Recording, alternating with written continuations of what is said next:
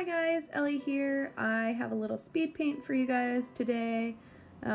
This is some gouache.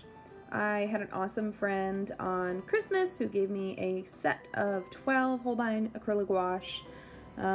So clarify, it's acrylic gouache, not just straight gouache. And it's pretty awesome. This was actually my second time using it. And I wanted, since I have no idea really how to use the medium, I wanted to do something that would be easy. I say tentatively. What I mean is something that was like a still life, because I could heavily use references, which I did, from Pinterest and Google. Oh look, a lighting change. Yeah, so I could use references and work on the medium rather than the subject, because it's really different from anything else that I've ever used, and I'm kind of liking it. With 12 colors, it is kind of limiting, so my big, not complaint, but my problem doing this was that I had to mix colors a lot, and I really hate mixing colors. It's not something I enjoy. With acrylics especially, I have a lot of colors because I'm not a big fan of mixing. I like blending, but I don't like mixing. So that was a little bit difficult. The other thing that I was trying to work on with this, and I'm trying to work on it in other mediums as well, is to not use black. So the set comes with white and black, and I use the white heavily, but I've been really trying to make my shadows and my darker tones with purples and blues, and I think it adds a little bit more depth to the paintings, which I found to be really, really true with this.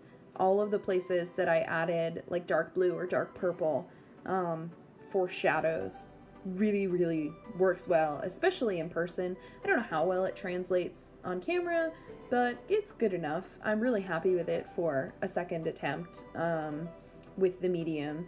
It's certainly bigger than my last piece, and yeah, it turned out pretty well. There are definitely things that could be improved upon, but I think that's partly skill-based and partly medium-based, because I don't really use acrylic very much either. Like, I'm definitely more familiar with acrylic, but this is also gouache. It's not just acrylic, it's acrylic gouache. So it was just a little bit different. It's kind of, I think with watercolor, which is what I usually use, there's a lot of chances to correct your mistakes.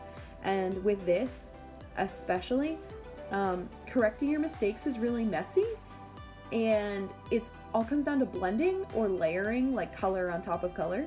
And it sounds like that would be a bad thing, but it's actually really fun. Like, I found this to be a very, very fun medium, and it's got a lot of texture, and I think that basically this feels like painting with gouache. Yeah, no, that's not what I mean. Of course it looks like painting with gouache.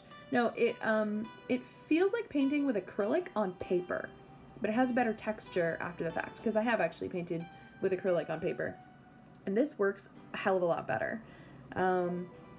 It's such a fun medium. I definitely recommend going on like Amazon or Dickblix and getting a small set to try out of this acrylic gouache, Holbein specifically. They have a ton of different colors, and in the future I am going to get some more colors that are more in my traditional palette so that I don't have to mix as much, but overall it's really, really fun to play with. I will say that I'm much happier with my telephone in this piece than that flower, but I actually, like, I was looking at a reference for a peony, and I can't draw them. Like, I can't draw them, and I can't watercolor them, and I apparently can't paint them. Like, they're very pretty, but I'm incompetent with them in every single art form that I have ever tried, so I don't know why I decided that that should be in my, like, first real piece with acrylic gouache. Not entirely sure why I thought that was a good idea, but I did it, and it happened, and for the most part, I'm very happy with this. So I would 10 out of 10 recommend using this acrylic gouache. I had a lot of fun with it. I think it turned out pretty well. I'm looking forward to using it more in the future. and let me know what you think down in the comments below. And go make something!